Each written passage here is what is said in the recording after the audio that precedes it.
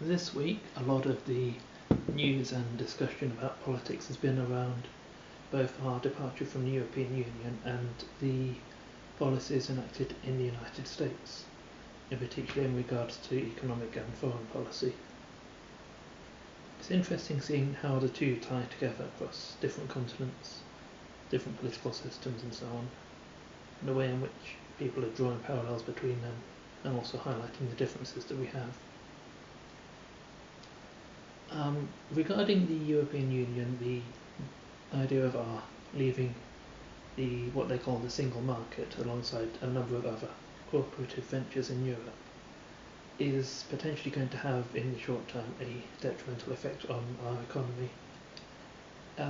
In the United States, they are also looking at changing their economic policies in regard to the way in which they work with other countries, in particular in order to try and stop the outsourcing of work and the importing of manufactured products in order to boost their own national businesses and economy. And whether that'll actually work out or not is still something that remains to be seen. The thing that ties these together, though, is not just the fact that they were facilitated by the populist policies of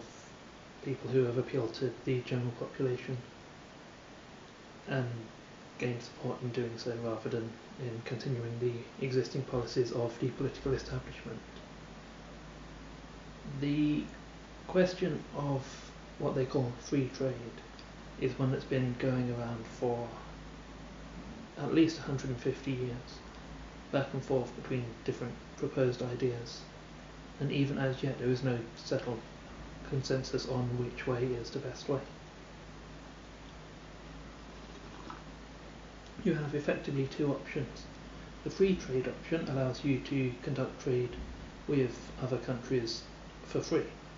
There's no taxes, there's no restrictions on what can be traded, or often very loose restrictions and limitations. The result of this is that imports coming into the country are cheaper, and exports going out are sold in greater quantities. The other option is what they call the protectionist trade, wherein taxes are charged on the imports coming into the country, and generally the countries we export to would also charge taxes to us in response to that. The result of that is that the cost of imported products goes up due to solely the increase in tax on them, with the impact then that items manufactured in this country would be comparatively cheaper and therefore local businesses would be more competitive, hence the protection aspect of it. In terms of which is the better option, historically the countries that have gone for free trade primarily, such as the United States,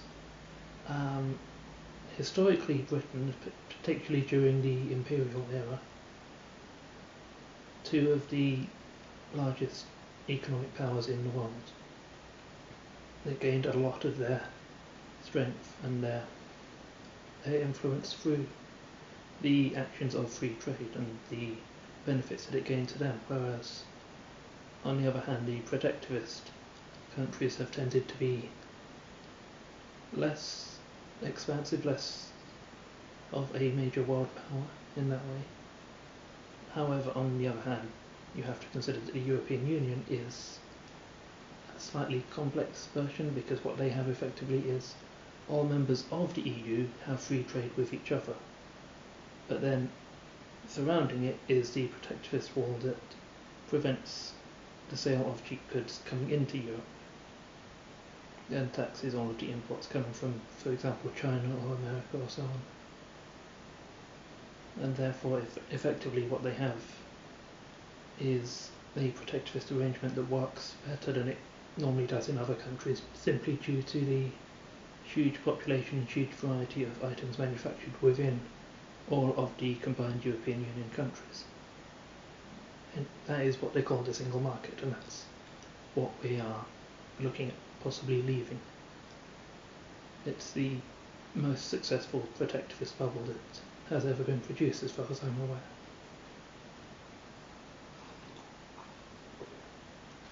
The question now comes down to whether we want to go more towards the free trade side or more towards the protectionist side. Do we want a country in which our businesses are more competitive and are able to sell products within this country that they have made in this country, employing people that work in this country? Or do we want to go in a direction where the stuff we buy in the shop is cheaper and more abundant and in greater variety? Either one has its benefits and its downsides, and effectively would determine the course in which the country would go from now on. I would consider this to be significantly more important, more influential than the decision to leave the European Union itself, which is only a first step in this process. It'll be interesting to see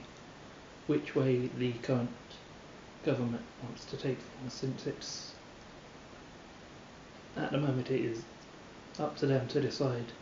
how exactly to approach other countries.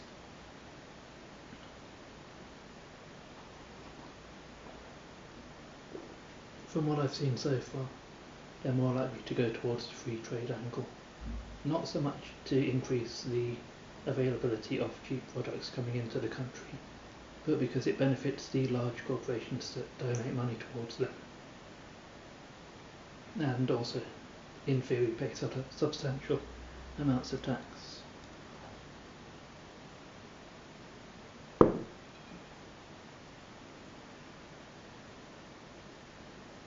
For myself, I'm not entirely decided which way would be the most beneficial. It would, at least in part, depend upon the reciprocal agreements that we could have with the other countries, if we are selling them stuff without tax and buying stuff from them without tax, for example, or whether they would be charging import taxes on things we are selling to them, whilst we are getting the stuff tax-free. The particular arrangements we would make with each country and the manner in which they are done would need to be considered on a careful case-by-case basis before we can come to any definite agreements. At the moment, I'm possibly thinking that the free trade angle may be more beneficial to us solely due to the fact that we are somewhat lacking in manufacturing industries in this country due to our decades of history of using free trade and thereby not being competitive in manufacturing. However, the risk of losing British jobs and British businesses is one that would need to be taken very seriously in that case.